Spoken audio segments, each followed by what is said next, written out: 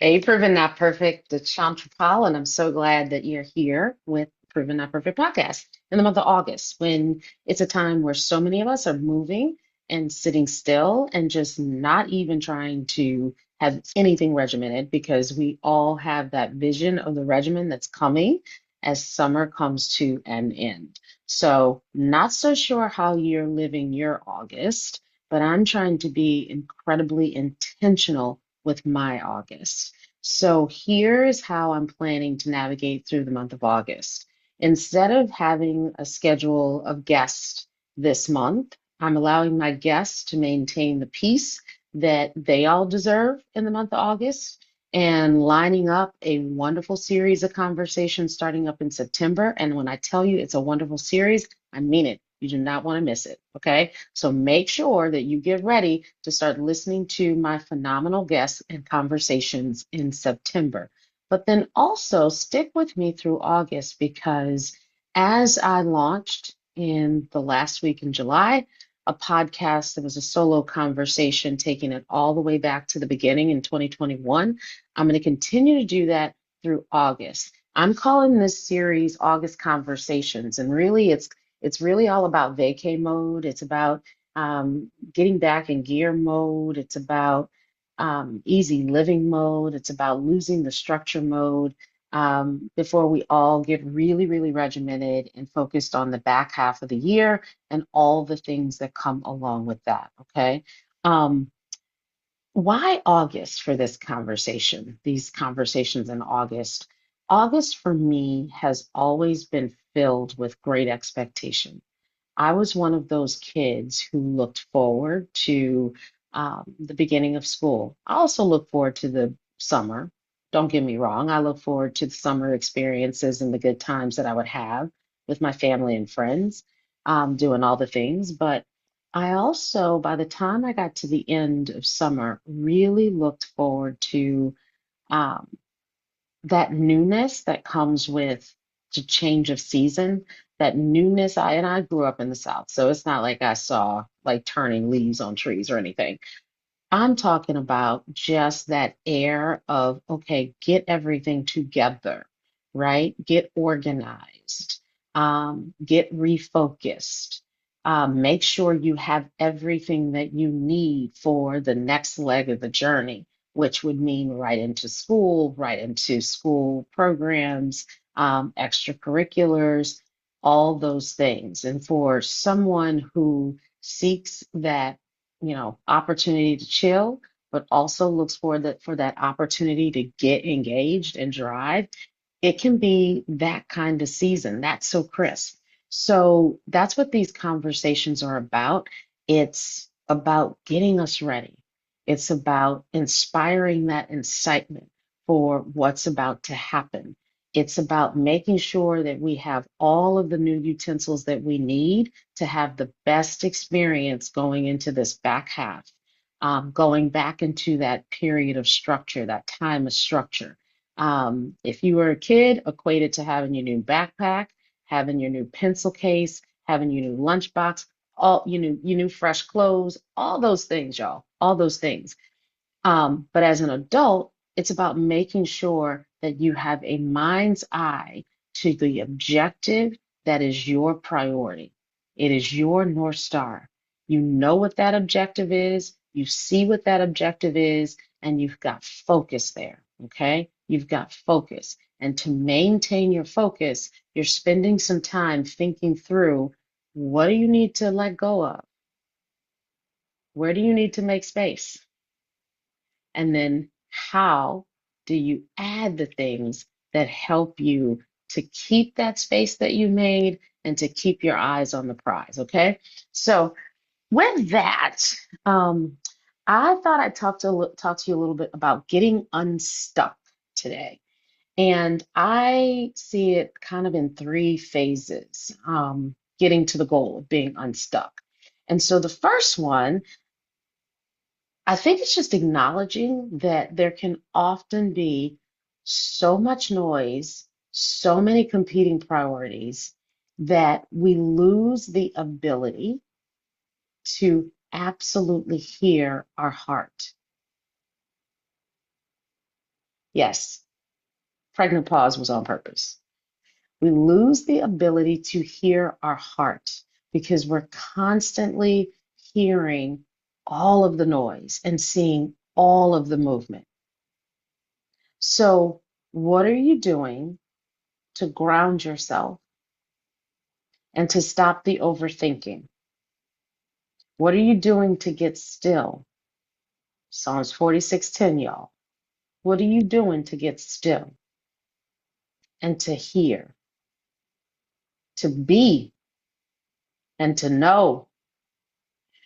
What are you doing? That's the first thing for getting unstuck. It's actually sitting down, getting still, rooting, grounding, and knowing what environments allow you to do that well. For some of us, it's a cozy blanket on a wonderfully plush couch. For some of us, it's sitting in nature. It's hearing the sound of the birds. It's listening to the wind. For others of us, it's top of the mountain. For others of us, it's being in the water. There's no one formula. We're all different. We're all unique. But the most important thing, I think, is to just make space for that energy to settle itself and for you to get still and rooted and grounded and to be in a place where you can hear again. You can hear first and foremost your own heartbeat, your own heartbeat. When's the last time, be honest with yourself. When is the last time you sat still enough to just hear your own heartbeat? And you didn't just do it for a second. You let that heartbeat build. You allowed yourself to feel it over several breaths. When's the last time you did that? And did it without being forced or told to do it? It wasn't a class, it wasn't a teacher. It was you sitting down in your environment, in your happy place, heck, in your safe place, just sitting still and listening to your heartbeat. So that's your assignment number one. Get still, listen to your heartbeat, and let the heartbeat remind you of the beautiful blessing that you are, the beautiful blessed life that you are just amazed to have. And no matter what's going on, acknowledge that it is beautiful and it is blessed because it is, because you're beautiful. And there are blessings that await every single one of us if we get still and allow it to come. Okay, so much noise, quieting that noise, getting still, getting anchored, getting grounded, getting centered. That's number one. Two, to get unstuck, lay out your options. And I like to think about laying out the options in three ways. First, I have the do nothing option. That is always an option. Do nothing. Second, I have the start option. I'm not overthinking it, just as a start. And third, I have the go big option. That's the one that feels a little bit out of reach, maybe a lot of bit out of reach, but it certainly doesn't feel very tangible. It doesn't feel like it's something that I can easily accomplish, easily do from the position that I'm in and with the resources that I have. So to get unstuck, I lay out my options. Do nothing, start, and go big. Three lanes, okay?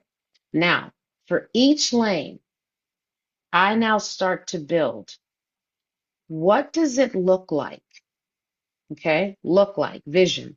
What does it look like if I just do nothing?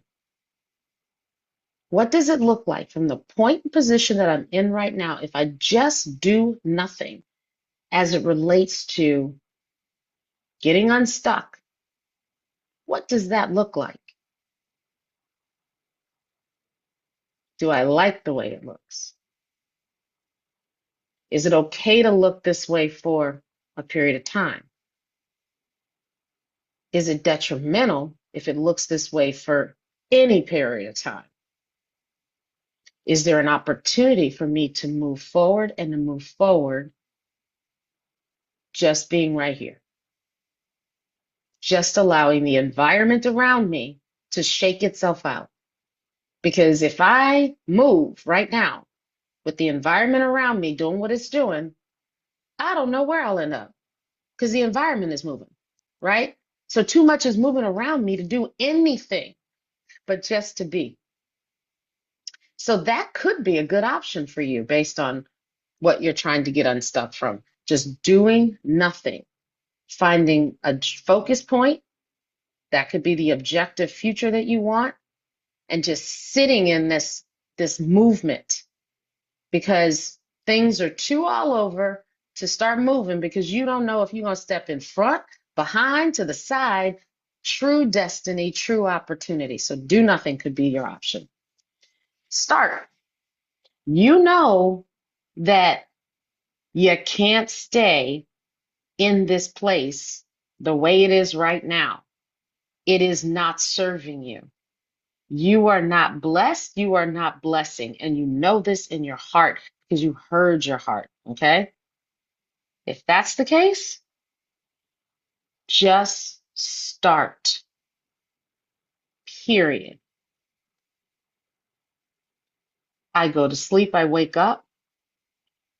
I'm doing this one thing that's going to move me one bit further away from this situation. What's the next one thing I can do? It could be the next hour. It could be the next day. What's the next one thing I'm going to do? What's the next one thing I'm going to do? What's the next one thing I'm going to do? Eventually, what happens is that momentum from listening to your heart say it's time to move, that momentum starts to take on a life, and you now start to see the flywheel effect of getting loose from whatever that thing is.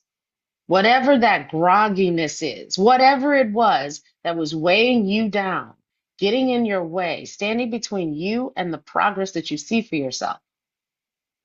That's the second option to start. The third is to go big. This is when you put faith into action and you really start to say, cannot stay where I am, gotta move. Heart says I gotta move, feel I gotta move, but I feel the momentum and I'm ready to make it happen big for me. No time to waste, no time to delay, not taking baby steps, going big. What does go big look like? What do you need to do to make go big your reality? See it clearly, and then lean into it and just go. Now, here's the trick. A lot of times when we're stuck, you got all these options, you're going big maybe, but how do I know? Goes back to your heart. Your heart knows. It knows you got to move. Knows you can't stay where you are because that's getting you nowhere. Told you to start. It told you to go big. But what if? No, what if? Just pick. Just pick.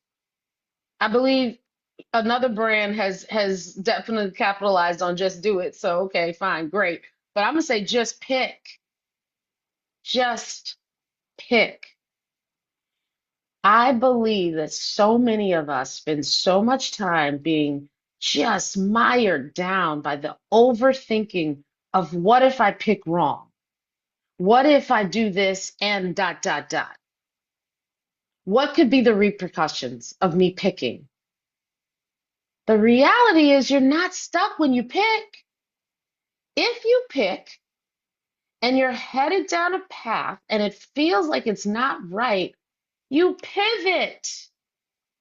There's an outdoor. It doesn't have to stay in a way that you feel isn't serving you. So stop overthinking. I tell myself all the time, stop overthinking. If my heart knows and I believe I'm guided by the ultimate force of love and truth and honor and all things good, go with it, pick, and know that if for some reason the pick didn't prove out, I pivot. Now, here's where I just had to do a hoot and holler for myself. If I pick and somewhere in the process I realize, oops, I need to pivot, I'm still in a different place than when I started. Did you hear me? I'm still in a different place than when I started. So you pick, you pivot, and you see progression. It might not be linear, it might be zigzag, but you see movement and progression. And that's where you get that power. All right. This has been a wonderful, fun August conversation about getting unstuck. I hope you enjoy. Tell me what you think in the DMs, Instagram, Chantrapal underscore proven not perfect, YouTube, proven not perfect, Facebook, Chantrapal, and also proven not perfect. Hit me up. I'd love to hear from you. Um, share this podcast. Share this podcast with somebody. Um, continue to rock with me. I think that some really amazing things are happening because the heart knows and I see it. And most importantly, I'm picking. All right. Have a wonderful, wonderful week. See you soon. Proven not perfect.